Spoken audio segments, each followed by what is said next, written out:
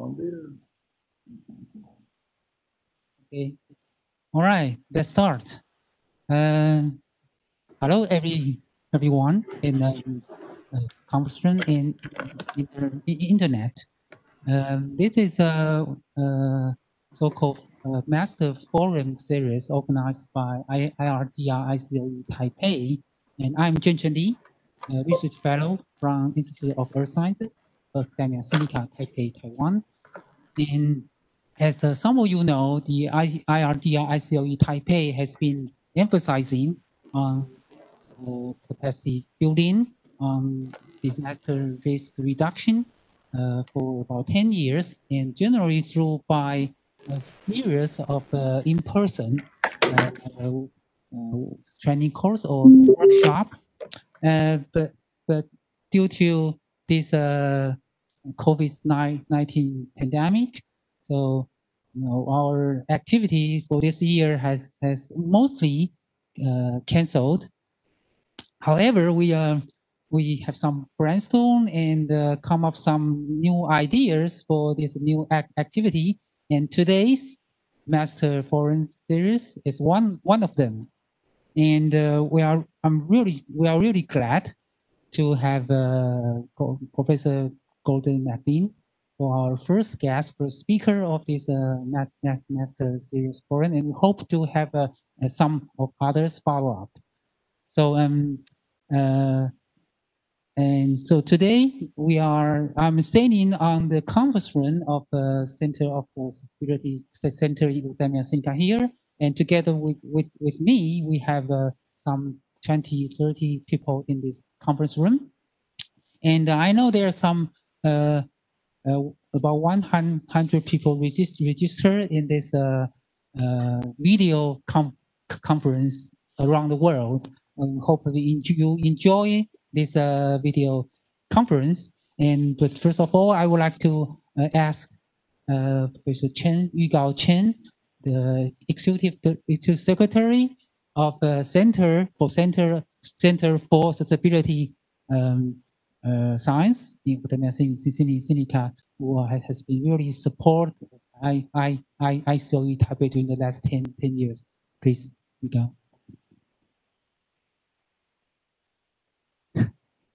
Good morning, everyone in the room and in the air. The reason I'm standing here, I bring the apology from our president, James Liao.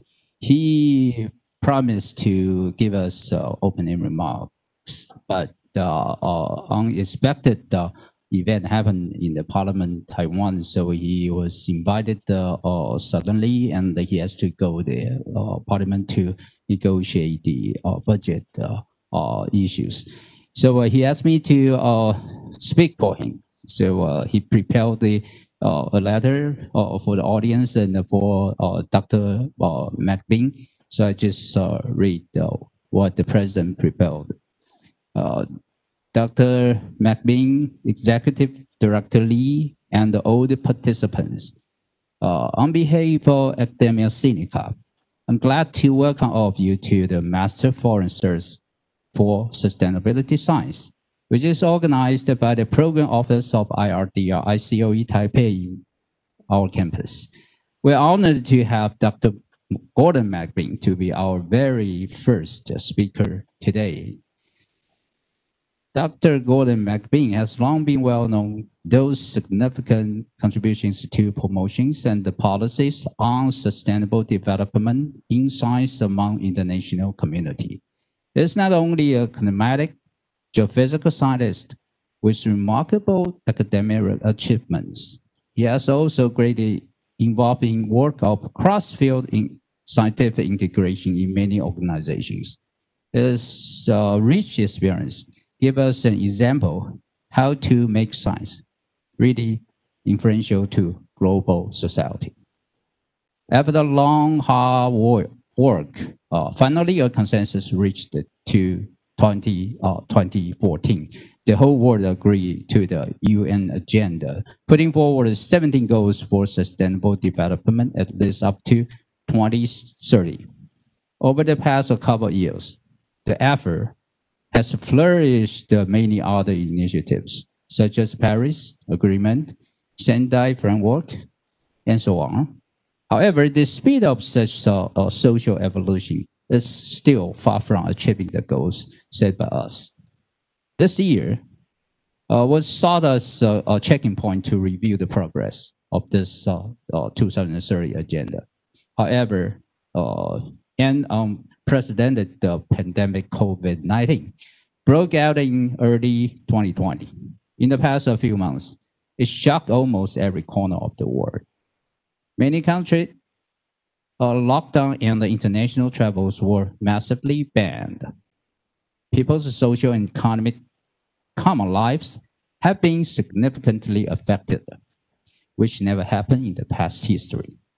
However, even by this disaster, there are viable and visible opportunities for us. The coming decade from now to 2030 is critical to fight for the opportunities. If to make the change is worthwhile, leading organizations are all in discussion of this topic. Future Earth published the report, Where is the World Headed Post-COVID-19? The United Nations also put forward the framework for the immediate social and economic response to COVID-19, and then initiated a series of national and regional recovery plans based on this framework. The research roadmap for the COVID-19 recovery will soon be proposed. See, facing the pandemic, humanity is really seeking new hopes for the future. Yes, we are all worried about the future of the human society. However, we are also full of hopes for the resilience of the mankind. Let's try our best together to figure out how to seize the opportunity at this critical moment. The challenge is right in front of us, and we are lucky to have science as our backup. I believe Dr. Goedon McBean's lecture today will provide us novel ideas and trigger fruitful dialogues. Thank you very much, Dr. McBean, for accepting our invitation to speak for communities in Asia. Finally, I wish all participants a great wealth of knowledge and inspiration. And please stay healthy no matter where you are. Thank you very much. James Liao, President of Academia Sinica, Taiwan. Thank you, Ika. Okay, so before I introduce today's speaker, Professor Goedon McBean, I would like to remind everyone in this room in the internet. So we will have about 15 minutes talk, speaker, followed by 20-25 minutes question Q&A.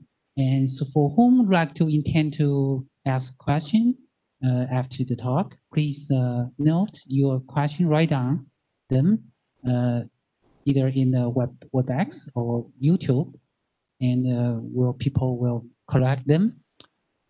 So that's we simplify the internet video conference.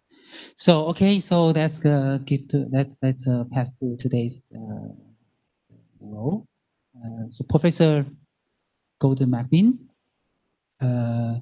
today's speaker, Professor Emeritus at Western University in Canada.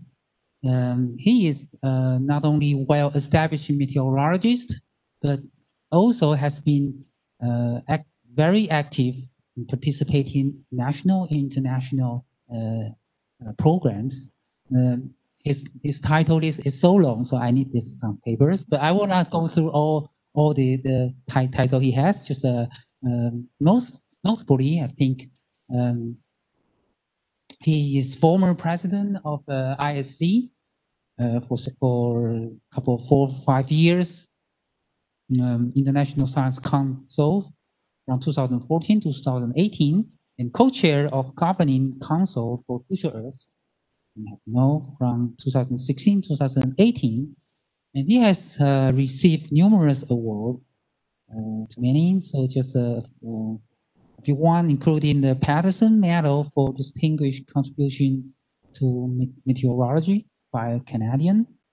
And he is also a fellow of the Royal Society of Canada, Canadian Meteorological and Oceanographic Society, and the American Meteorology Society. Okay, so ladies and gentlemen, please join me to welcome Professor Goedon McBean. Goedon, your turn.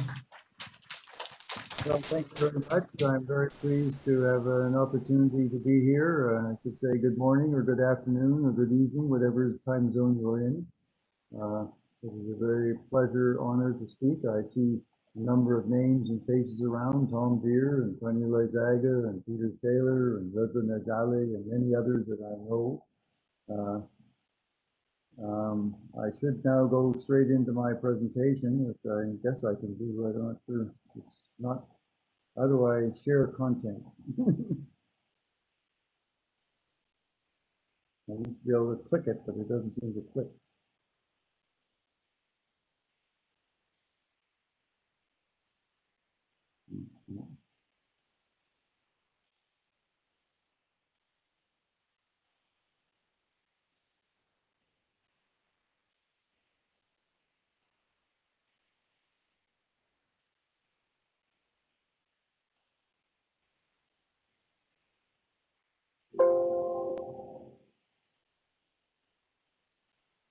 I'm sorry, can we tell me how to, I don't seem to be able to turn on the share content part.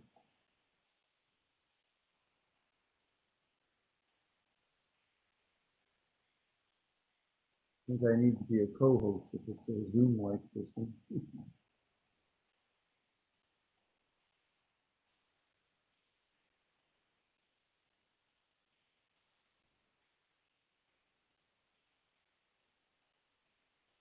Probably need permission to share the screen. It's usually the organizer who does that. Yes, I know. That's what I'm asking the organizer. If you could share the screen for me, please.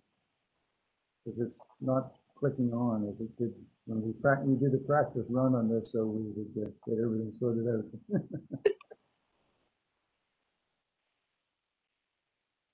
I recognize your voice, Peter Taylor. Oh, here we go. This one.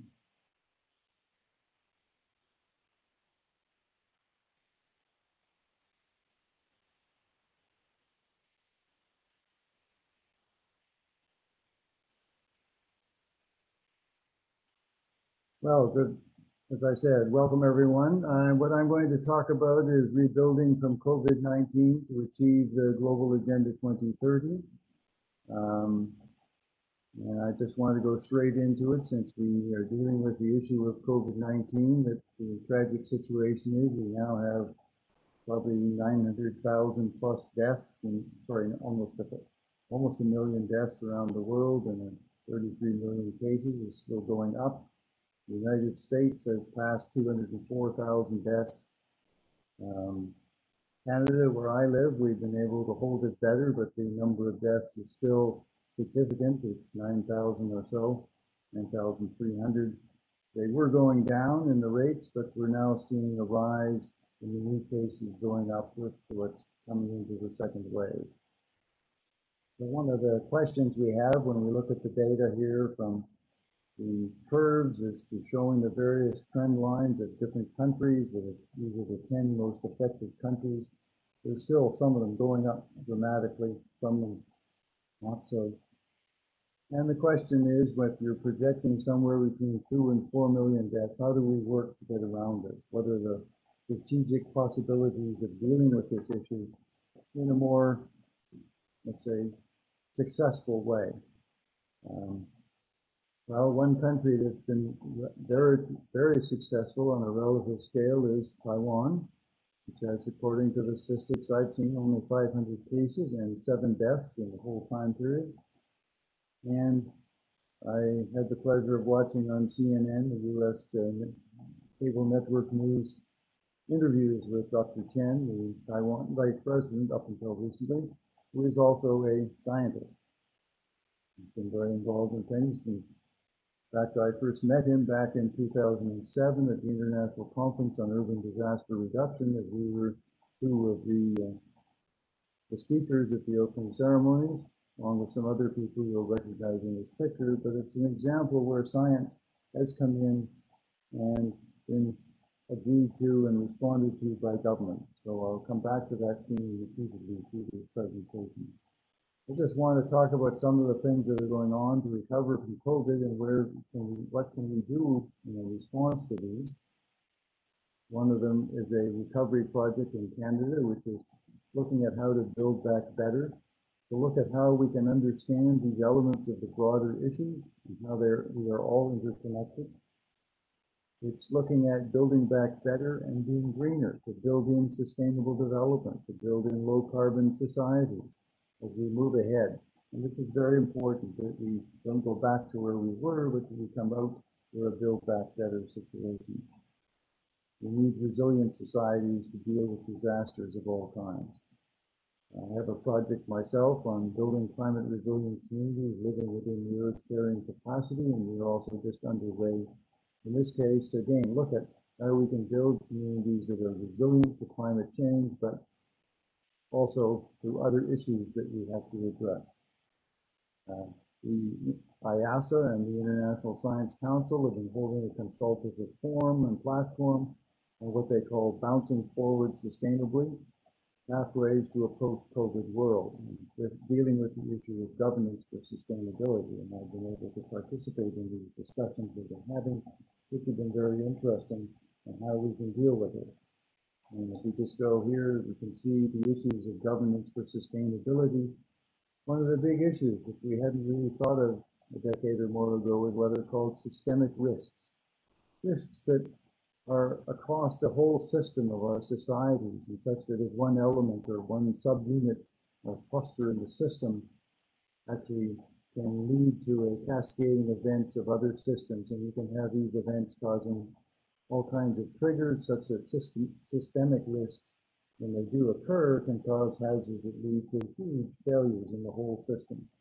And we need to address these issues as we look at it. The project is now, I'll just skip over some of these things in view of the time constraints, but we need to move to a systemic resilience at the center of national, local government systems and governments, and move ahead in that way. So what are we doing right now? Well, unfortunately, we're still going through many disasters of many kinds, so-called natural disasters, although they're not really natural in my opinion. We see that floods and weather are the two biggest causes, and the numbers and the number of deaths come from some impacts of huge events.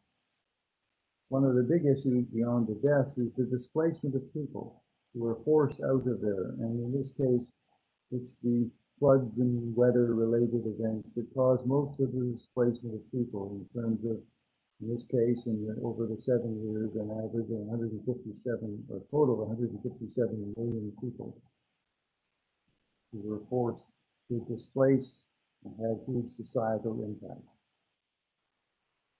So one of the things we're looking at is the whole issue of hazard definition and classification review. This is a report that just came out by Dr. Virginia Murray, who many of you know, who is the member of the IRDR Scientific Committee, who's been looking at the whole issues of these kind of things and how we need a framework to address these.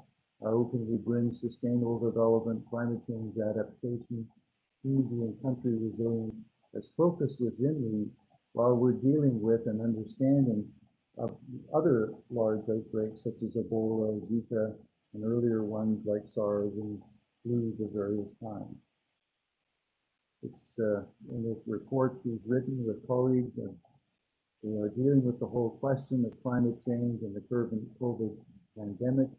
And we need to look at, as they talk about, the science policy society interface to achieve better risk-informed public and private decision-making, so that not only the scientists know what's happening, but the government decision makers deal with the scientific information, deal with these issues, and that we actually have the private sector and public people in general will also respond. So there is a very full response so that we take an all hazards approach to risk reduction as a basis for sustainable development. One of the things that's important in looking at this, and it's interesting in this case, is the global risk report put out by the World Economic Forum. They put these out every year. This one came out in January 2020. And what they look at is global risks of an uncertain event or condition that, if it occurs, can cause significant negative impact for several countries or industries within the next 10 years, not looking many decades, but one decade or so or less of that. They rank them by likelihood along this axis and impact this way. So you look at them up in here, we've got weapons of mass destruction, huge impact, but fortunately unlikely. At the time they wrote this, they felt infectious diseases, which would have large impact, but in their opinion, not likely. So that's a question we could think about. But I want to see what they also came up with, critical infrastructure and critical information infrastructure break failure in these ways. But over up in here is the things that people like me and many of you in the room deal with, what we might call extreme weather events, natural disasters, human-made disasters, biodiversity loss, and the one with the biggest impact, and next to extreme weather events, the biggest likelihood, is climate action failure. This is failure to take action on climate change mitigation and adaptation. There are also the issues of water crises, which are connected to these things, and food crises, and the old issues of governance, from a global to a national to a local place. And what I like to stress is the importance of dealing with these things in an integrated way. So the governance issues deal not with these things one at a time, but with them collectively. And in this case, we have to take an integrated approach to addressing hazards. As we recover from one, we need to address them all in order to reduce the risks and impacts. They also look at the interconnections between them, which I sort of implied about, but you can see here the strong connection between climate action failure and extreme weather, biodiversity loss, natural disasters, the social impacts of water crises, food crises, social instability, and the governance issues across these issues. And as they said, again, reiterating the importance of an integrated transdisciplinary approach.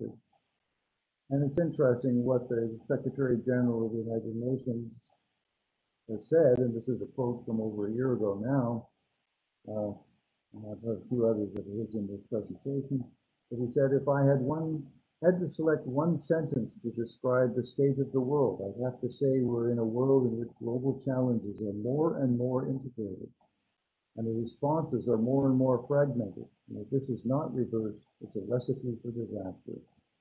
And I think he's very understanding on how this is going. So we need to stress through this whole presentation is how do we bring these issues so that we deal with them in a more integrated, cross-issue, transdisciplinary kind of approach. So we have a whole series of science programs. You probably know many about most of these. We're going back to the 1957. I'm old enough that I actually saw Sputnik launched, at least I didn't see it launched, but I saw it going around then. We had the Global Atmospheric Research Program. And starting in 1980, the World Climate Research Program and others that were going ahead to address these issues.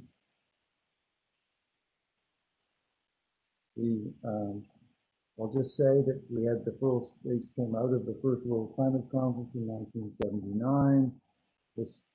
In the 1980s, there were science statements being made by various people, which led to the creation of the Intergovernmental Panel on Climate Change, which fed into, through its first assessment report, to the Second World Climate Conference in 1990, which in turn led into the Earth Summit of 1992, and the Kyoto Protocol, which came soon thereafter.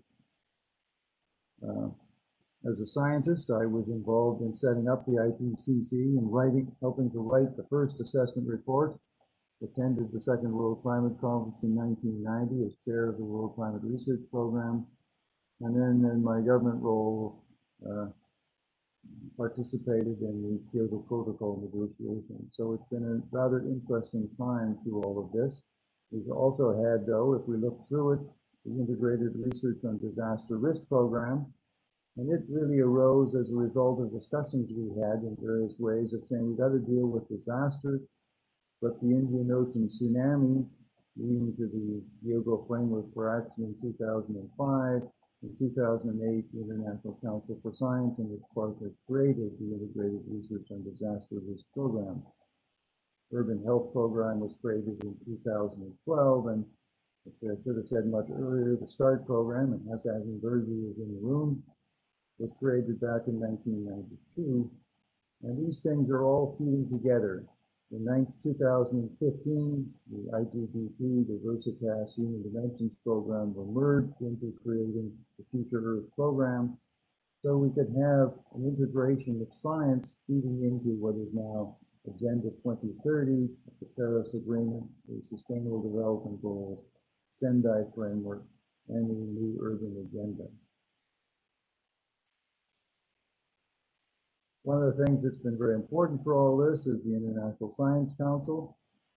And as you probably know, on 2018 in July, the Science Council, or the International Council for Science and the International Social Science Council merged to create the International Science Council, where we wanted to have an organization that would provide a global voice to advance science as a global public good, and as we say, mobilizing science for policy and public action on issues of global public concern, bringing things together, safeguarding the free and responsible practice of science, and co-sponsoring international scientific programs, networks, and committees.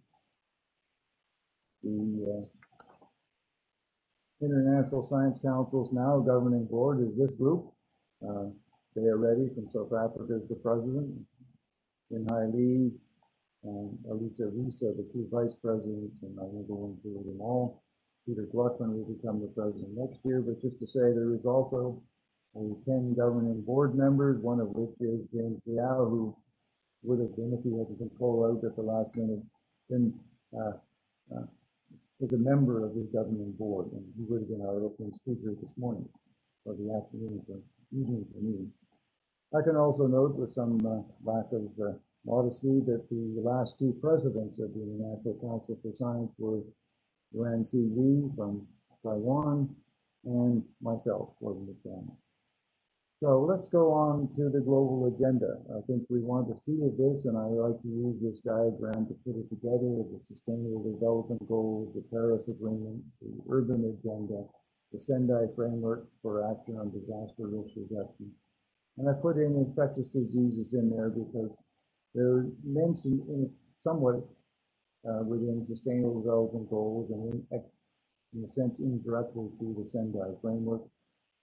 We need to have integrated work across all of these issues and levels of governance and private sector to address them. And we have the group of research programs internationally, the Future Earth, climate research, disaster research, urban health and well-being, that we can then have an integrated science to policy by having these programs working together, not administratively merging, but through having a dialogue and discussion so that they can address these issues together.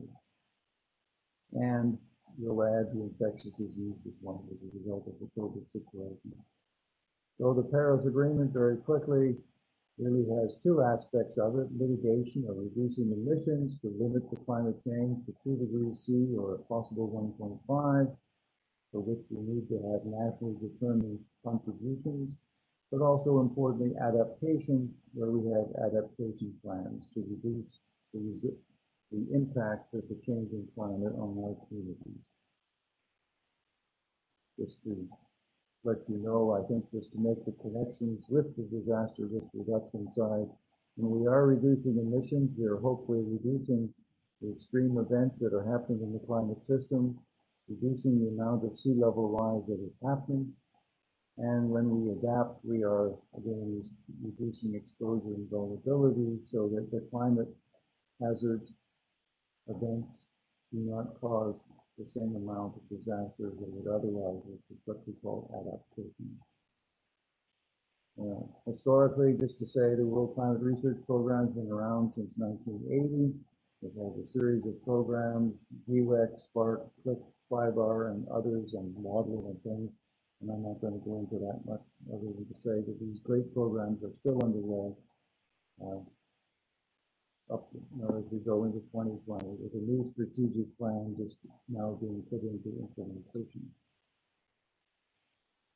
Sustainable development really comes from the idea of Brundtland back in 1987 that humanity has the ability to make development sustainable, to ensure that it meets the needs of the present without compromising the ability of future governments to meet their own needs.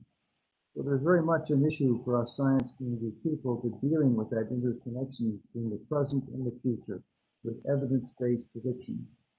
So out of that, they have 17 goals, where they are, with 169 targets. It's a very important and difficult situation to deal with them all, but there they are.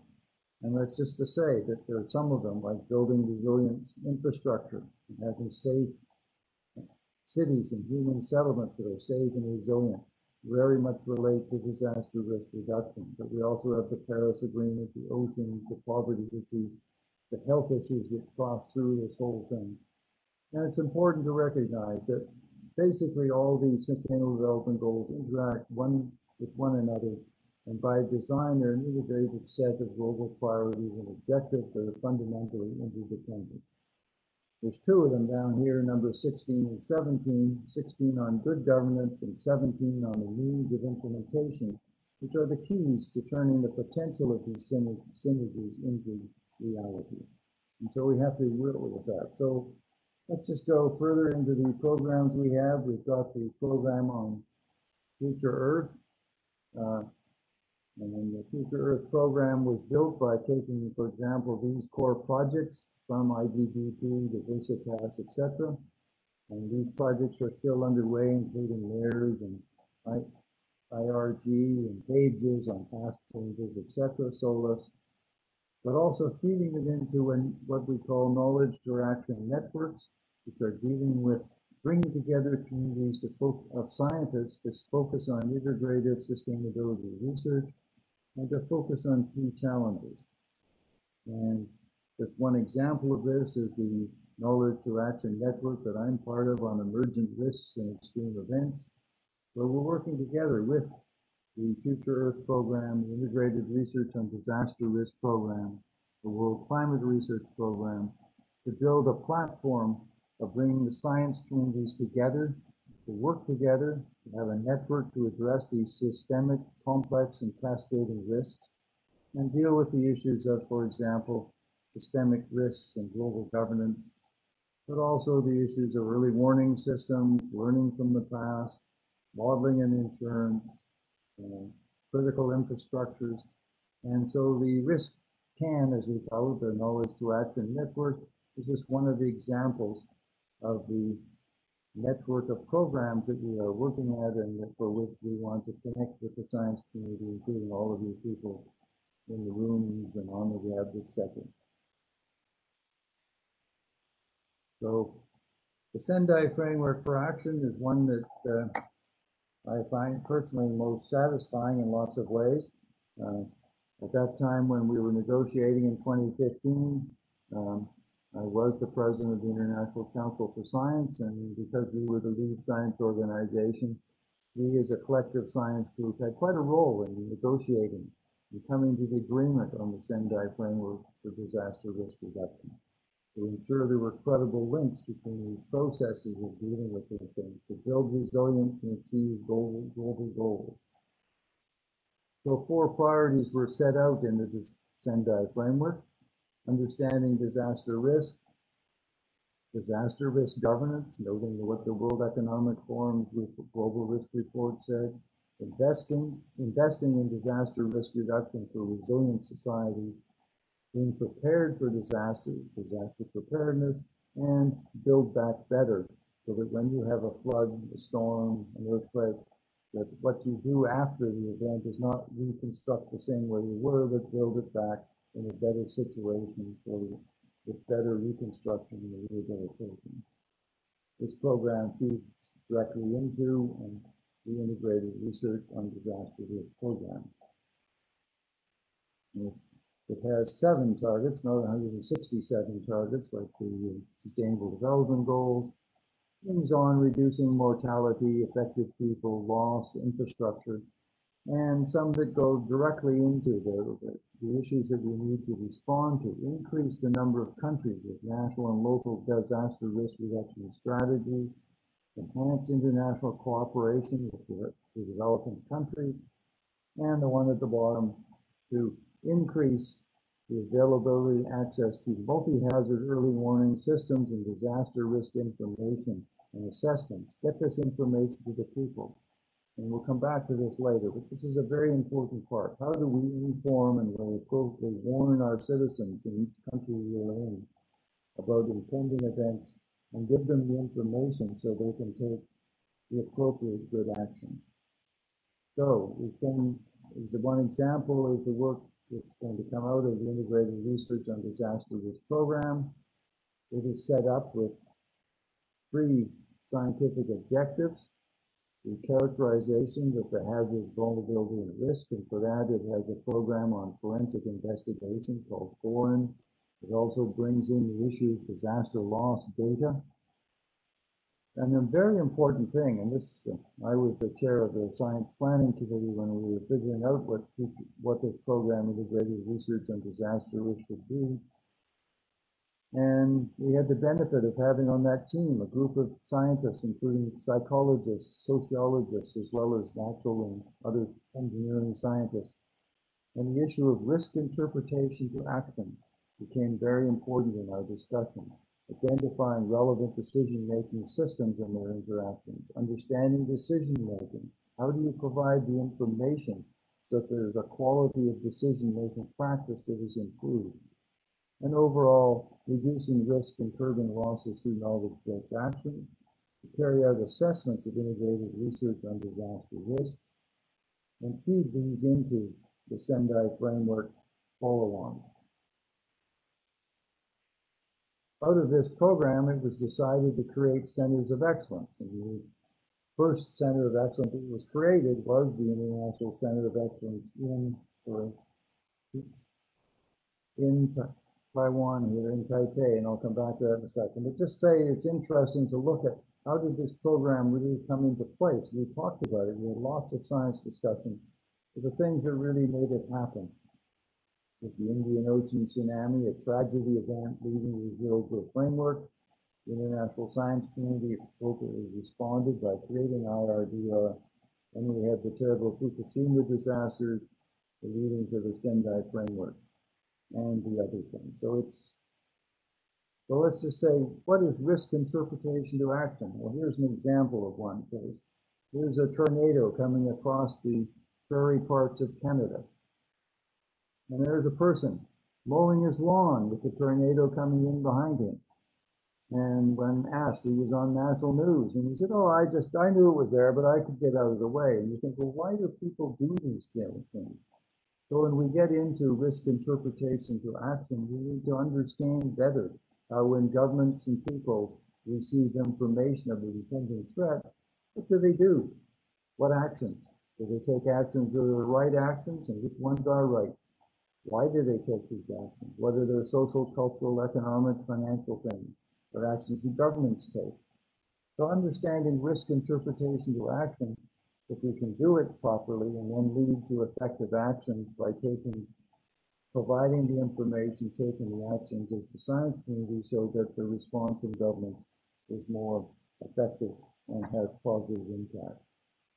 So the program of risk interpretation to action is underway within the Integrated Research and Disaster Risk Program. The other projects has had, so I'll just skip over quickly, forensic investigations of disasters.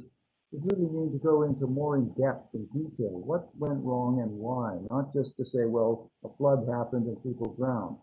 Well, why did the flood happen? Why did the water overflow? Why were people in vulnerable and exposed positions? And those kinds of things to investigate.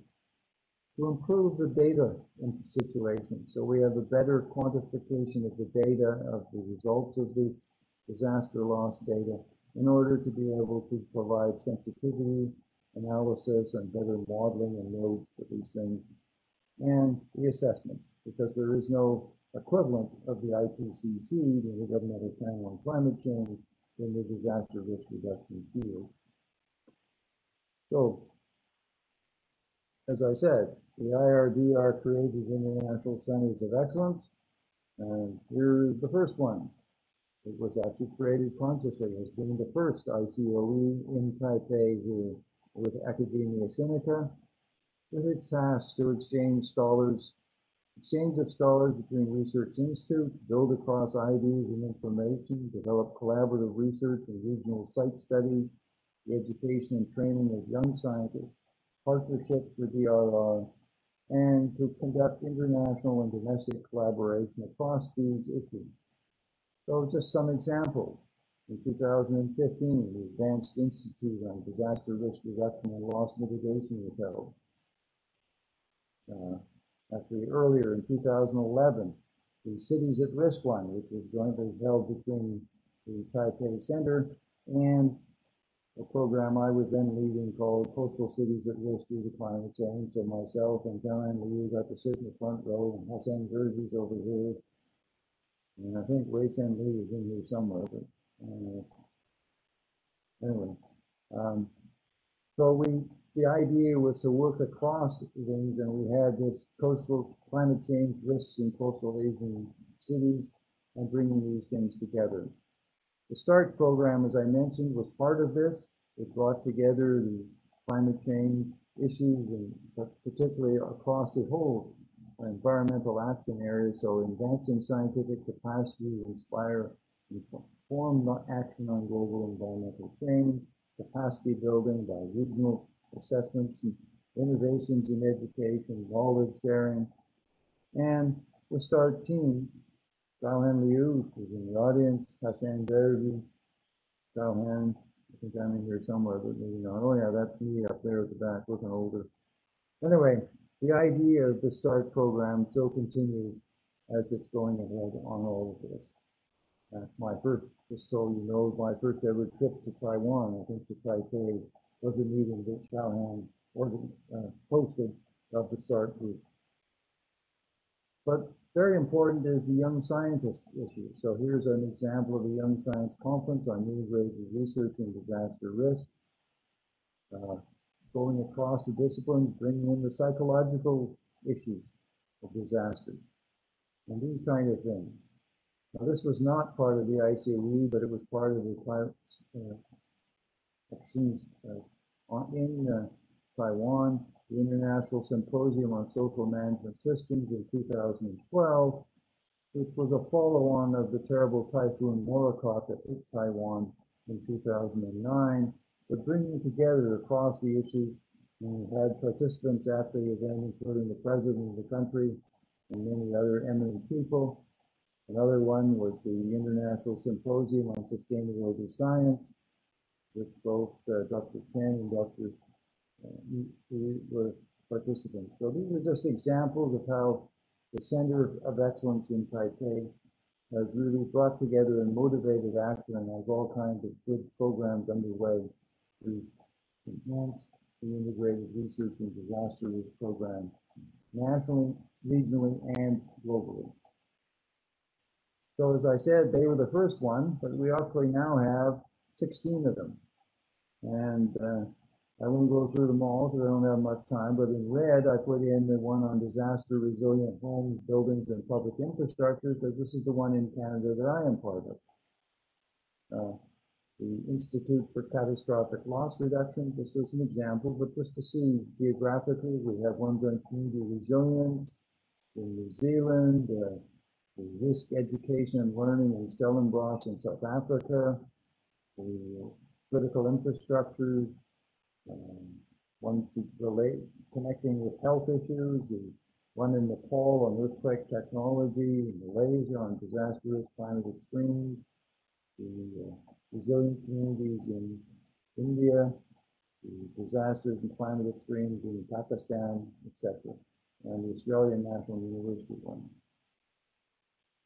The idea of all of these through the 16 centers of excellence and the ongoing programs within IRDR is to build partnerships with programs together so we can have a strengthening of the base of the science, and hence, hopefully, in the long term, better overall results. Oops. I think I did something goofed up. Just a minute.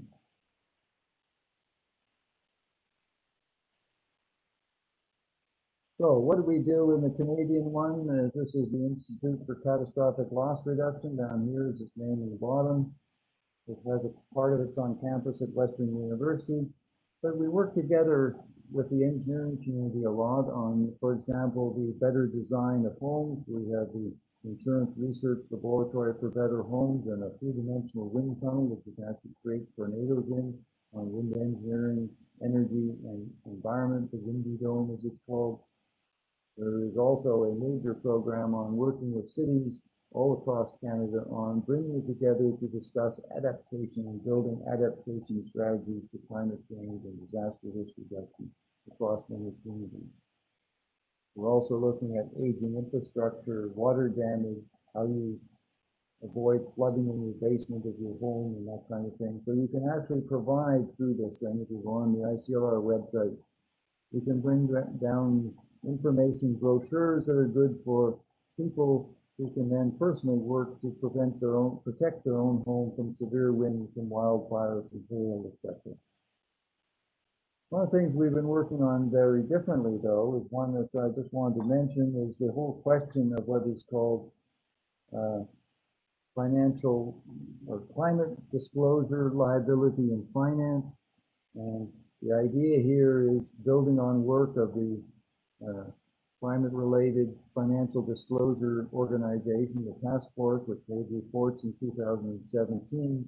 You look at all the various parts of our human society sectors and look at the case and say, well, what is the issue about the climate events that are happening now, and what are the regulations now? And as things change, so you have new regulations, perhaps on reducing carbon emissions and climate events of the future, how do you actually not only work out your risks, your liability, your financial issues, but also disclose them? Hopefully, if we get these things brought into full place, we can actually have this risk disclosure help towards emission reductions and adaptation and a more green rebuilding and addressing Agenda 2030 together.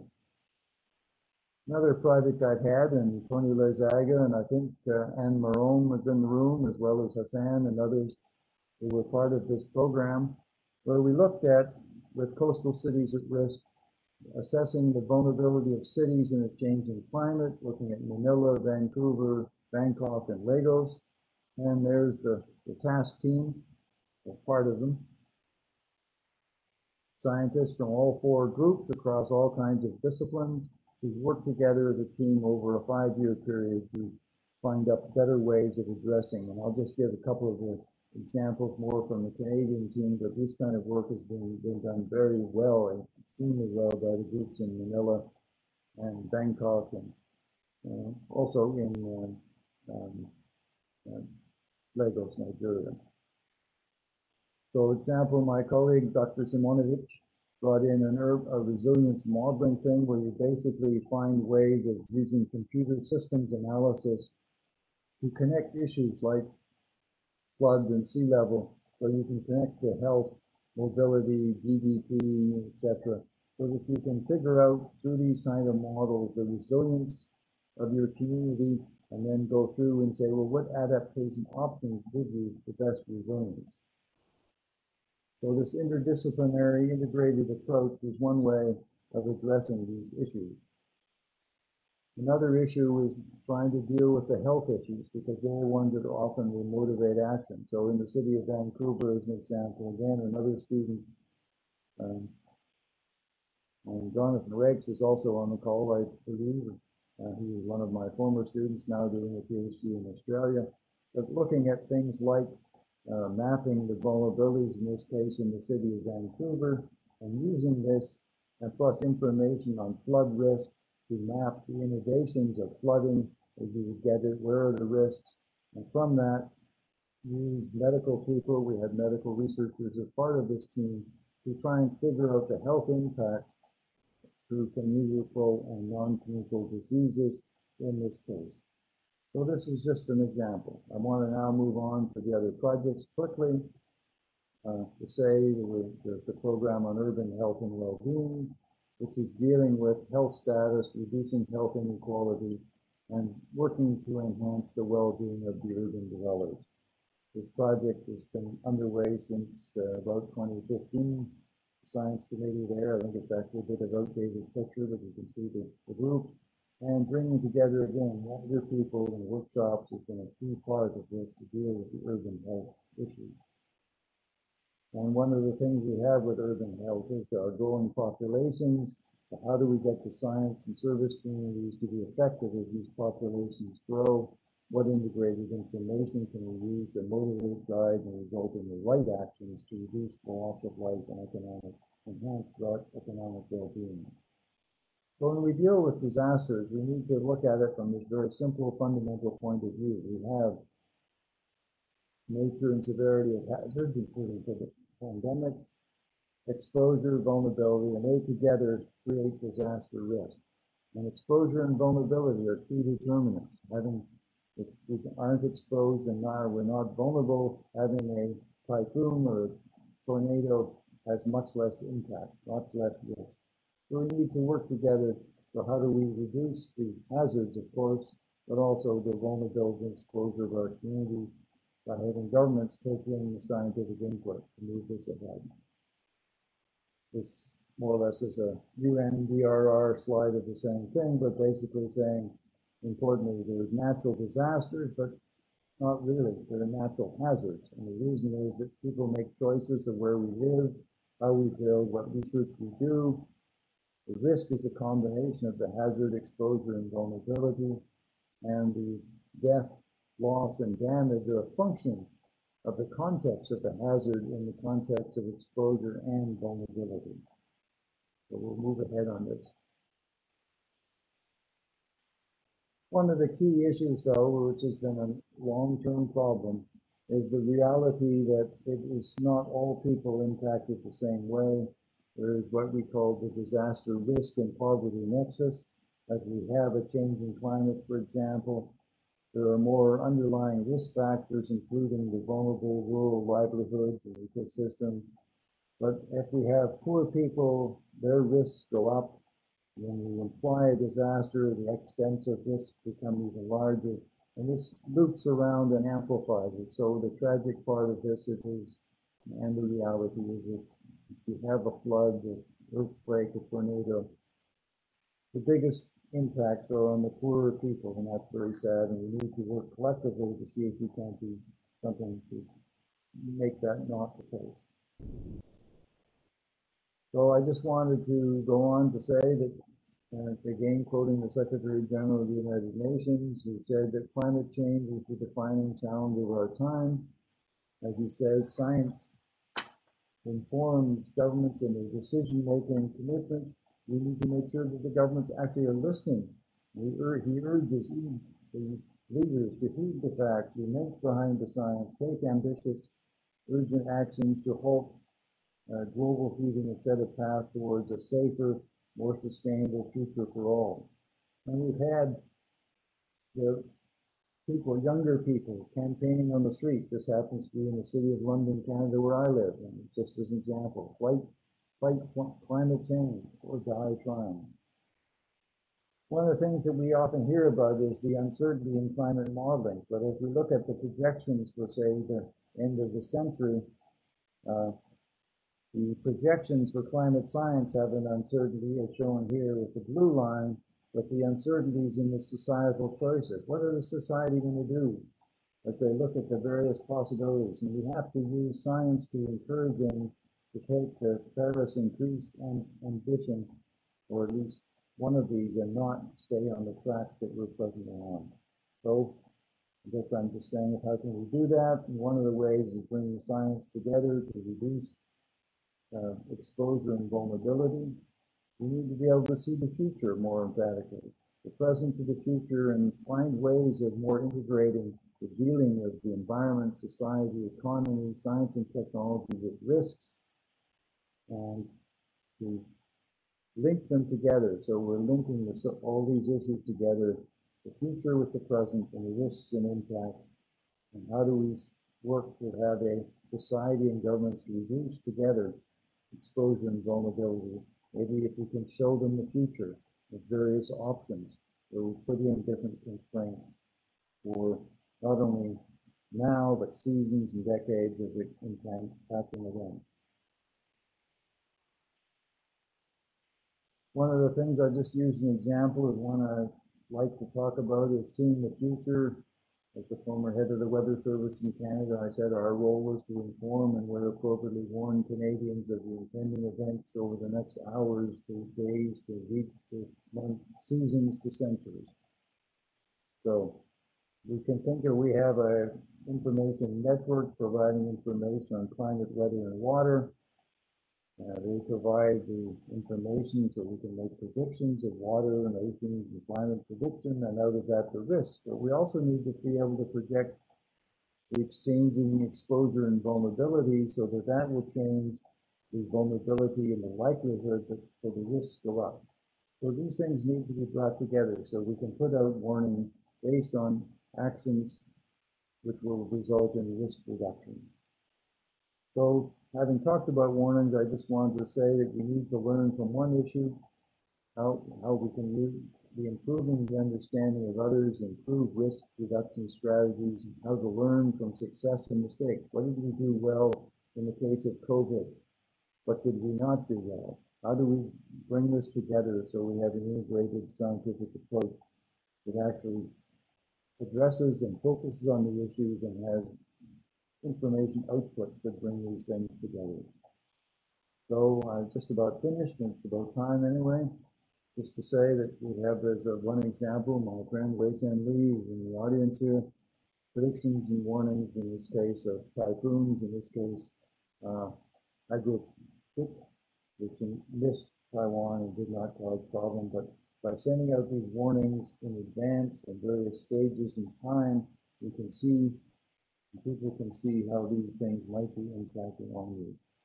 So with that, I'd like to go to, first of all, emphasizing the importance of multi-hazard early warning systems and disaster risk information so we inform and warn our citizens, our people, our friends, our everyone, our neighbors, etc., about these kind of events in ways that they will take the right action. So with that, I would just like to say that I wanted to end by, first of all, showing a couple of slides. This is an example of building upon science for your children and grandchildren. That's my daughter, and these three are three of my grandkids. That arm sticking in his knee is one of the granddaughters who's taking the picture. But we're sitting on, or they're sitting on Einstein's statue just outside the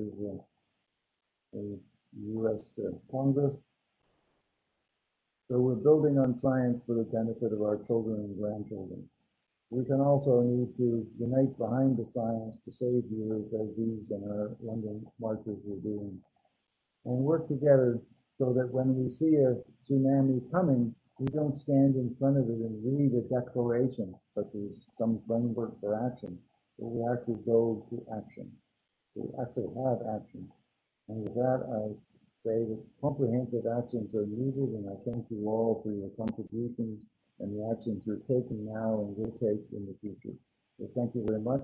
I'm now finished, and we can have, right on time, 11 o'clock, and we can go to questions and answers discussion. Thank you, Gordon.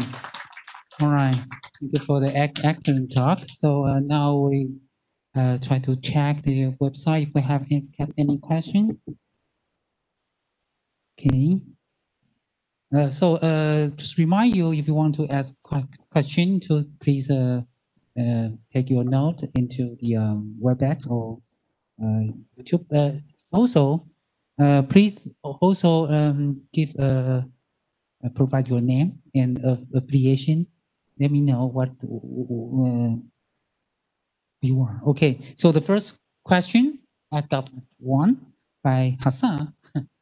So given that COVID has demonstrated gradually of the global, regional, and to some extent local supply chains of essential goods and services, what prospects and opportunities might be optimized in the family of numerous programs you describe in order to define and implement transformative changes that could put human societies on provocative paths to SDGs? That's the question. Well, it's, as I expected from Hassan, a very complex question and a complex answer is needed. I don't think we can quickly say, but very clearly one of the things that happened with the COVID situation was to create systemic risks that covered across many aspects. And we need to learn by saying, well, where was there the possibility of, where were they addressed? How can we learn from that? And knowing that some places did it much better than others. And I think that it shows the interconnection between, as he says, between supply chains and our societal issues. And although I don't have a good answer to say it shortly, but I think these are the kind of issues that we need to flag out and see how we can, where they work and where they didn't work in terms of our responses to them. So thanks, Sam. I know Tom Beer had a question. I saw it flashed on my screen for a second, but anyway, you go ahead, Mike. Okay. The host. Okay. So the second question, maybe you can. So this is sent by email by Yulong Chang, a research fellow in Academia Sinica, Agricultural Biotechnology Research Center. So the question is, in your opinion, why the public mistrust sciences? What the scientific community should do to improve the situation? Yes, this is a very critical situation. The lack of confidence in science. I think the science community needs to work together to help address it through our academies and national societies. But I think one of the things that we need to do is to better learn how to communicate and be able to, let's say, go out and I give lots of public talks. I don't know how many scientists do this, but I give presentations to kids and children in elementary schools, high schools, to church groups, to business clubs, others who invite me. I almost always say yes if I can fit it in. And I think it's important that we not only do this, but we learn how to communicate so that we can be more effective. We need to be able to speak in a way that we can communicate with people, including our politicians, who are sometimes not listening very well, that we can explain things to them in ways that they will understand. So and I think it's an important thing that we have overcome this public distrust, because unfortunately there are people who are not really credible scientists speaking out on these issues. I get emails from a certain person in Canada who's a climate change denier. I don't get them that often, but these things still are happening. And I don't know what, we can't fully control them. I guess we shouldn't be able to, but at the same time, we want to be able to have our science community organizations speak out collectively to make points as to what is the science situation, what do we know, and what we don't know in the cases where appropriate. So it's an important problem. Okay, thank you. So next question by Tom Beer. So the question is it possible to remain optimistic about the role of science when populist politicians manage to politicize the science? The politicization of the mask wearing during the COVID-19 has profoundly depressed me. Yeah, please. Yes, I agree. This is somewhat related to the last question, in that we're having people just, I don't know. I live in Canada, but we watch the news networks of a country south of us, which I won't mention by name, but to say that, and there are parts of Canada that are just almost as bad, but not quite. But it's again where we have to learn to be able to speak out and be willing to speak out and have our science society and do it in a way that is communicating possibly in a way that we can understand. And I think to me, it's always been an interesting thing to learn to explain science to children in a way that they can understand, because that helps you be able to explain it to a minister who, other than say a Dr. Chen-like minister, who can't understand it. Yeah, I try to be optimistic, because if I'm not optimistic, well, I am optimistic because I think it's necessary to be optimistic to carry forward the right kind of messages in order that we get the responses that we ask for and need. And then we need to be also just be congratulatory when they do take good actions. So thanks, Tom. Okay. So the next question by Antonia Yalo Uyaga from Philippines. Yeah, I know Tony, as we call her, Loni.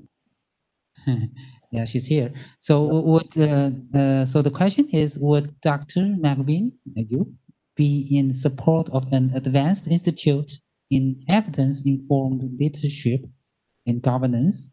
The hazard science is available and continues to develop, but the science policy action gap persists.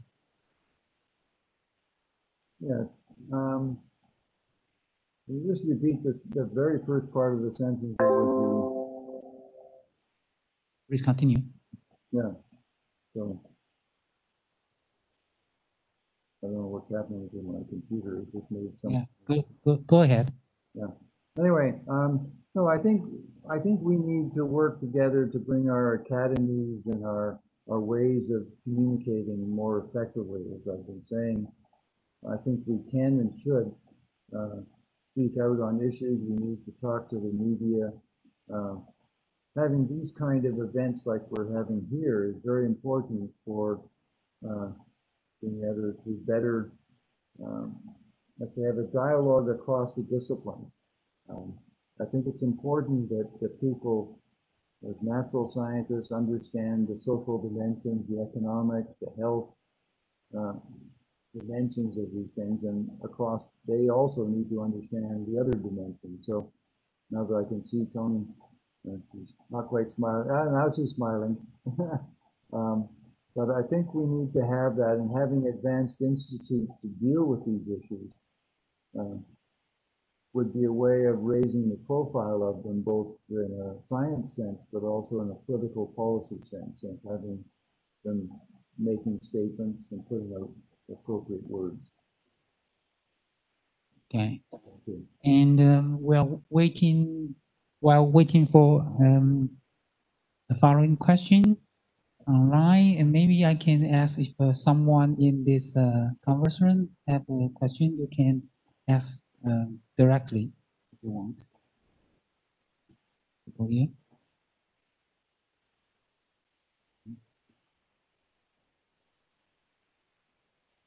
Okay, Dr. Tomo is we didn't receive a question from Dr. Tomo. Not yet. Has any question from the audience? Yeah. Yeah, so Gordon, we have a question from the audience. Okay. Please identify yourself. I'm Zhong Honglin from Academia Sinica. I would like to ask the question that, because definitely the pandemic is definitely a disaster, but in fact, during the last 3 seasons, we also see the reduction of carbon emission all over the world. So I would like to ask if you have any comments on something that we may learn from pandemic. Yeah, I think that it's very interesting what the pandemic has done is has created a very different, as you say, much reduced amount of carbon dioxide emissions. We're seeing a less use of fossil fuels, the development of other things, more people, in a sense, staying at home, so to speak. And so I don't think, and I think one of the advantages can be, but we need to work together so that when we don't build back to the same society that we had pre-COVID, but build forward to a new sort of societal approach that is environmentally sustainable, but also fair and deals with the, let's say, the unfortunate disconnects across some societies and some people where some people are not, let's say, able to sustain themselves. We have to deal with the inequalities of the present system in some places. It's not equally around the world, but I think there's an opportunity here. That's what this project that I myself have in Canada on building climate sustainable communities. And we wrote the proposal for our research fund before the COVID was even known to be an issue, as far as I knew. But COVID happened before I got the word that we got the money. So we're now moving ahead and trying to say, how can we reframe this in a way that we can say, well, let's build back to a new society that is more sustainable, more fair and equitable, and will deal with the issues of climate change, disaster risk reduction, and other such systemic risks. So it's an opportunity. It's not going to be easy, but I think there is trying to be, let's say, optimistic that we can, by working together across our science communities, make the advice by analyzing and understanding what worked and what didn't, and where the opportunities are. And that's where we can get the input from groups like we've got here today to better see what they are, because the different points of view are so important to bring them together. So thank you. Okay. So the next question by Ario Tomo from Japan. Maybe so the question is, there is a huge gap among countries regarding the level of depth of knowledge and research relevant to the activities toward the future Earth, according to disaster management. How can this harmonization be integrated with the policy to science and science to policy approaches when economic problems are still a priority in every country after the COVID-19 pandemic? Yes, I agree that people will first and foremost address the economic and personal, more, let's say, political issues as seen by politicians, but we need to, as a science community, collectively, across the science issues, be able to speak out in a, let's say, in a positive, influencing way, so that there is more addressing these complex issues in a way that we can get a more let's say, resilient society in the future, addressing not only the COVIDs, but the other issues. And so I think it's, well, I see some rays of hope. I'm seeing some certain politicians and certain leaders and speaking out people who are talking out positively and saying things that I guess I didn't. I was getting a bit deep. Well, and I think, anyway, we're going to see. I think we have to see how these things are going to work, and there's a role for the science community to collectively try and make the best results happen. So I have to stop there on that one. Thank you. Thanks for the question and the comment. Okay. So we don't have any questions for now, but so I suggest maybe we can welcome people who would like to make comments. So in people in the internet, if you would like to say something, please raise your hand. You would like to say something, let us know, because everyone is mute now. So if you give us a sign, we'll give you a possibility to speak now. Anybody?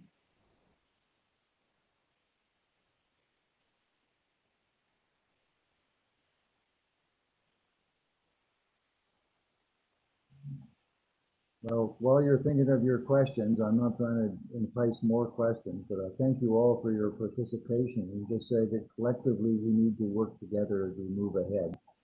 I'm hoping that this is not the series of things started by ICoE-Taipei, this particular webinar series, will continue and be expanded by other centers of excellence and other projects to carry these things forward, so we have this kind of dialogue and discussion. So I really thank our Taipei hosts for for creating this one as an opportunity to, let's say, enhance this process. Thank you. All right. So no one want to say something? Okay. So yeah, probably we'll stop here. Well, thank you very much. Thank you, our speaker, Professor Goedon McBean, and thank everyone, not only in this audience, but everyone in the internet web.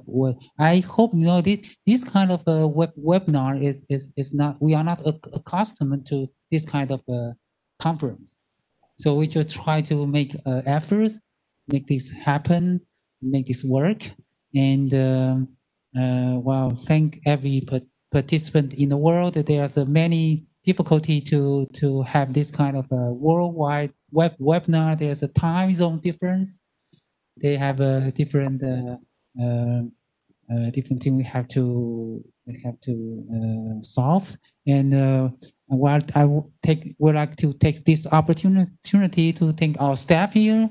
Without their effort to deal with many different things, this cannot be happen. Especially in Shen here, she's responsible for this master foreign series, and we hope that we can continue this series to another one. So again, thank everyone. Thank Goedon. Thank you very much. Hope to see you again in the near future. Thank you. Well, let me just say thank you to you all, and if anyone wants my presentation, I think it's 34 megabytes in size, but I found a way of breaking it up in pieces and emailing them one at a time. So maybe we can do other ways. There is fancier ways. It's my understanding also that there will be a this thing was recorded, wasn't it? Or yeah, it is recorded. So we plan to, if you agree with that, we'll put it in a YouTube platform, Facebook also. So people, if people like to see this recorded seminar, could go on in the internet to find it. Okay, good. You can let us know where it is so I can show it to my grandchildren. Yeah. But I think it's important. But as I said, if anyone wants some or all of the slides, I can find it. We can find ways of communicating. And thanks to the organizers, the people who did all the work. And besides me, I didn't do all the work. Yeah, thank you again for the great talk. Thank you, and the Q&A. Thank you everybody. Okay. Bye. Yeah. See you next time. All right. Okay. Bye, Tony. Stop. Yeah. All right. Hi, Goedon. Good to see you. See you. There's Peter. No, he just disappeared. All right. And people here. Okay. So we stop here. So people here, we have a coffee. So we have 我们有咖啡点心在外面，大家可以享用一下。 So I will head off. Okay. So goodbye, Goedon. We'll have a coffee here. Thank you very much. I don't get a coffee because I'm not. Okay. Thank you and good evening. I will come to Taipei to get a coffee myself later. Oh, welcome you. Yeah, sure. Yeah. Okay. Thank you. Really. Yeah, indeed. Right. Great talk.